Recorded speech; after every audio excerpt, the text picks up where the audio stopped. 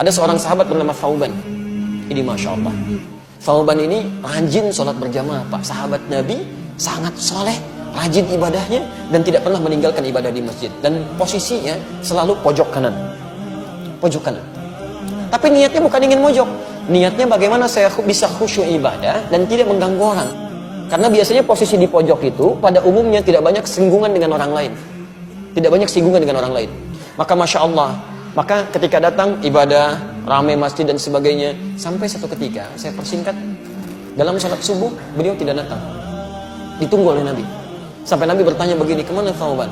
Radhiyallahu ta'ala anhu. Kemana Thauban? Tidak ada yang tahu. Sampai ketahuan oleh Nabi itu. Ini orang satu orang nggak datang aja, oleh Nabi ketahuan, di sebulan kemana nih? Nggak ada gitu. Tapi sahabat mengatakan, kami tidak tahu ya Rasulullah. Kan? Apa yang terjadi? Ditunggu oleh Nabi. Saking seringnya sholat berjamaah, Nabi tidak ingin orang ini ketinggalan. Ditunggu sampai agak kemudian melewat, waktunya mulai berlanjut, diputuskanlah untuk dilakukan sholat. Ya, karena dikhawatirkan habis waktu subuhnya.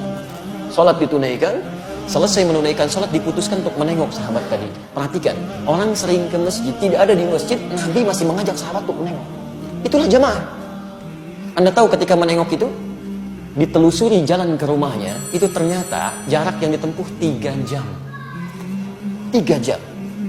Nah, yang paling ingin saya sampaikan ketika ditengok, istrinya kemudian boleh keluar mengatakan, Tufiya zawji. Aina Thauban? Kemana Thauban? Kata Rasulullah SAW. Kata istrinya, Qad tufiya. Dia sudah wafat. Meninggal. Lalu Nabi berkata, perhatikan kalimatnya, apakah ada yang terjadi sebelum dia meninggal? Ini yang harus kita catat. Apa yang terjadi? Kata istrinya, saya tidak merasa ada yang istimewa, tapi saya tidak memahami 3 kalimat yang diucapkan. 3 kalimat. Nah, apa itu? Nah, ini hikmahnya yang harus kita tangkap. Sebelum beliau meninggal dalam sakaratul mautnya, beliau mengatakan, kenapa nggak lebih jauh lagi? Katanya. Kalimat pertama, saya tidak paham itu. Kalimat kedua, kenapa bukan yang baru? Katanya kan? Kenapa bukan yang baru? Dan kalimat ketiga, kenapa tidak semuanya aja? Tapi Rasulullah SAW tersenyum, lantas menyampaikan, turun berita dari langit menyampaikan. Teman-teman sekalian, ketika Thauban mengatakan kenapa tidak lebih jauh lagi, kita mesti pahami, sebelum seseorang meninggal dunia dalam sakaratul mautnya, itu akan ditampakkan keadaan amalnya.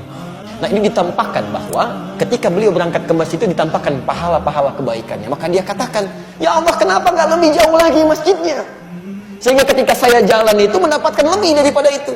Bukankah langkah pertamanya mengangkat derajat di sisi Allah? Langkah keduanya menggugurkan dosa yang dibawa. Masjidnya tempatnya 25 lebih bagus daripada tempat biasa. Yang satu keduanya 500 tahun, dua ketiganya 500 tahun, tiga keempatnya 500 tahun. Kata sahabat Thauban, ya Allah, kenapa nggak lebih jauh lagi? Yang kedua, ternyata ketika musim dingin beliau berjalan, beliau menggunakan pakaian double. Yang paling dalam itu pakaian barunya, yang luar pakaian lamanya. Di jalan bertemu dengan seorang kedinginan, maka dilepaskanlah pakaian yang luar yang lamanya, dipakaikan pada orang tadi supaya tidak kedinginan. Ketika ditampakkan pahalanya, beliau berkata, ya Allah, kenapa bukan yang baru yang dulu saya pernah berikan? Kenapa bukan yang baru? Allahu Akbar. Dan terakhir mengatakan, kenapa bukan semuanya?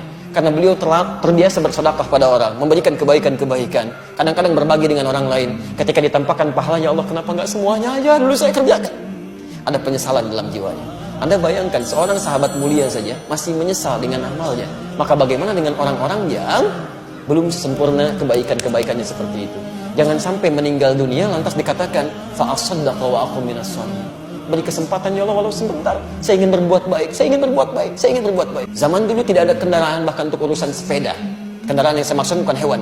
Sepeda nggak ada, motor nggak ada, mobil nggak ada. Jarak dari rumah ke masjid 3 jam. Yang masjidnya tidak ada karpetnya, langsung tanah. Yang tiang-tiangnya pelepah kurma, yang atapnya dari daun-daun kurma, masih mau ke masjid dengan jalan kaki. Sahabat mulia, luar biasa, dekat dengan Allah, ke surganya begitu dekat. Jarak rumah ke masjid jauh dengan masjid seadanya, masih mau ke masjid menempuh langkah 3 jam. Dan masih ditengok oleh sahabat.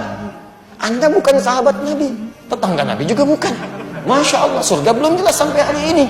Kan hisab masih menegangkan, amalan berantakan, kurang apa lagi?